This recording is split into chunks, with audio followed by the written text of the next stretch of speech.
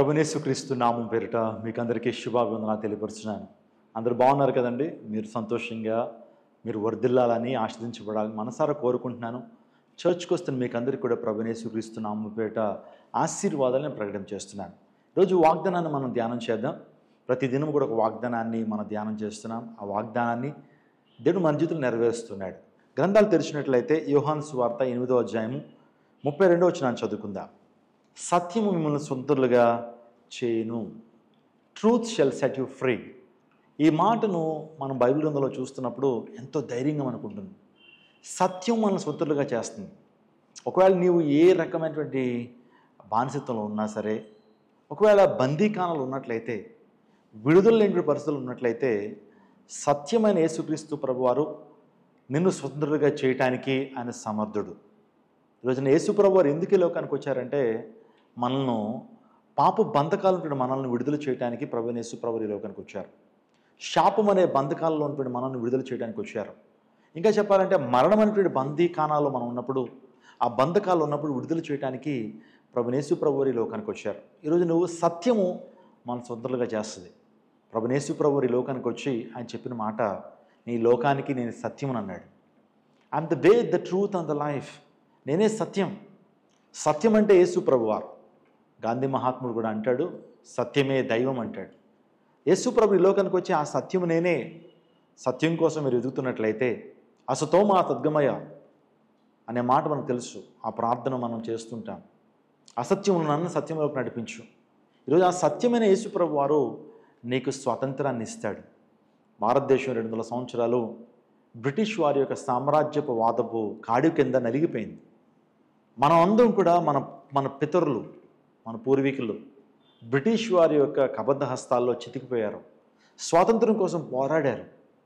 ఎట్టకేలకు 1947 ఆగస్ట్ 15 మనకు స్వాతంత్రం వచ్చింది. అనేక మంది స్వాతంత్ర సమరయోధులు చేసినటువంటి కృషి ద్వారా మనకు స్వాతంత్రం వచ్చింది.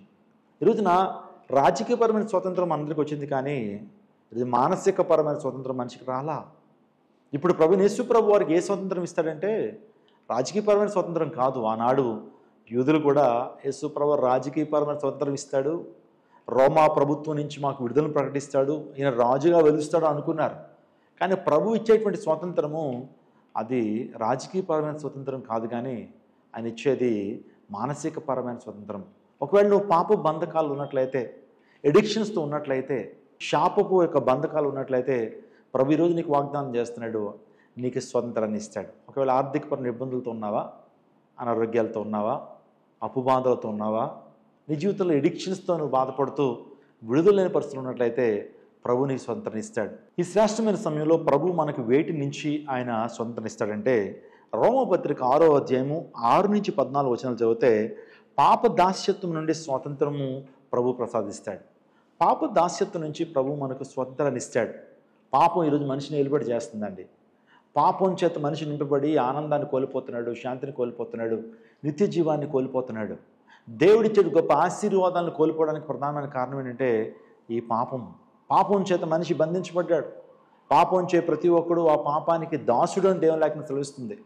కాబట్టి ఒకవేళ పాపంతో ఉన్నటువంటి వ్యక్తి అయితే దేవుని వాగ్దానం ఏంటంటే పాపపు దాస్యత్వం నుంచి నీకు విడుదల ప్రసాదించగలడు మన ప్రభువైన యేసు ప్రభువారు. రెండోదిగా మనుష్యుల యొక్క దాస్యత్వం. చూడండి, మనుష్యులు ఈ రోజున మనమే అధికారాన్ని చలాయిస్తుంటారు.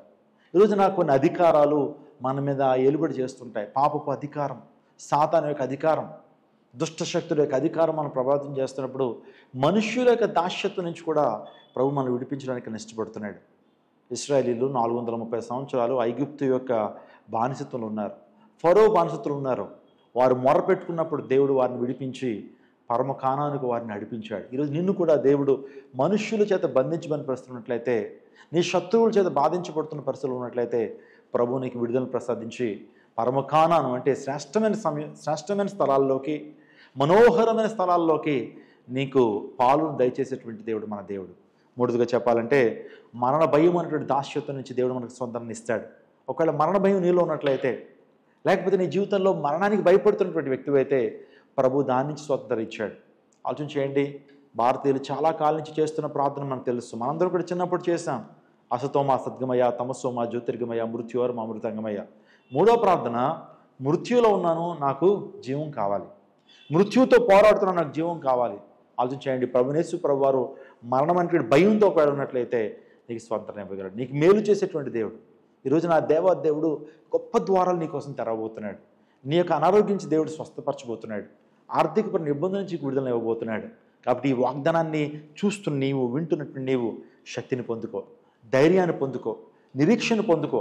దేవుడిని దీవిస్తాడు. దయచేసి ఈ యొక్క వాగ్దానాన్ని 10 మందికి షేర్ చేయండి. తద్వారు కూడా దీవెన పొందుతారు. మీకు గొప్ప ఆశీర్వాదము, దీవెన దేవుడు మీ జీవితంలో కలుగు చేస్తాడు. నేను ఉన్నతమైన స్థానానికి దేవుడు నడిపిస్తాడు. దేవుని యొక్క ఆశీర్వాదము, కృప, కాపుదల, భద్రత, స్వస్థత, ఆరోగ్యము నీవు, నీ కుటుంబం ఈరోజు ప్రత్యేకంగా పొందుకొందురుగాక. ఆమేన్. తల వంచని ప్రార్థన చేసుకుందాం. సకల ఆశీర్వాదములకు కారణమవుతున్న మా ప్రభువా, నీ వాగ్దానం ద్వారా నీకు స్తోత్రం తండ్రి. సత్యము శుద్ధులుగా చేస్తుందని నువ్వు మాతో మాట్లాడారు. నన్ను ఎంతమంది అయితే బానిసత్వంలో ఉన్నారో, ఆర్థికపరమైన ఇబ్బందులు, అనారోగ్యాలు, నాయన ఒంటరితనం, డిప్రెషన్, వారి జీవితాల్లో నాయన గందరగోళ పరిస్థితులతో ఉన్నటువంటి పరిస్థితుల్లో వారు ఉన్నట్లయితే మీరు నన్ను గొప్ప కార్యాలు జరిగించండి, స్వస్థపరచండి, స్వాతంత్రాన్ని అనుగ్రహించండి. మీరు చేసిన వాగ్దానాన్ని బట్టి నీకు స్తోత్రాలు. ప్రతి దినం ఒక వాగ్దానాన్ని ధ్యానం చేస్తున్నారు తండ్రి. మీరు మాతో సూటిగా తేటగా మీరు మాతో మాట్లాడండి. ఈ దినమంతా నీ బిడ్డలకి చక్కటి కాపుదల, భద్రత అనుగ్రహించండి నాయన. ఏ విధమైన అపాయం వారికి దరి రాకుండా నీ చేయి వారికి తోడుగా ఉంచండి తండ్రి. కార్యాలు జరిగించండి. ఈరోజు పుట్టినరోజు జరుపుకున్న వారి జీవితాల్లో తండ్రి ఆయన గొప్ప మేలుతో వారిని నడిపించండి ప్రభు. అదే రీతిగా వివాహ వార్షికోత్సవాలు జరుపుకున్న వారి జీవితాల్లో సంవత్సరం దయకిరీటాన్ని ధరింపు చేసి ఆశీర్వాదంతో దేవునితో నింపమని వేడుకుంటున్నాను.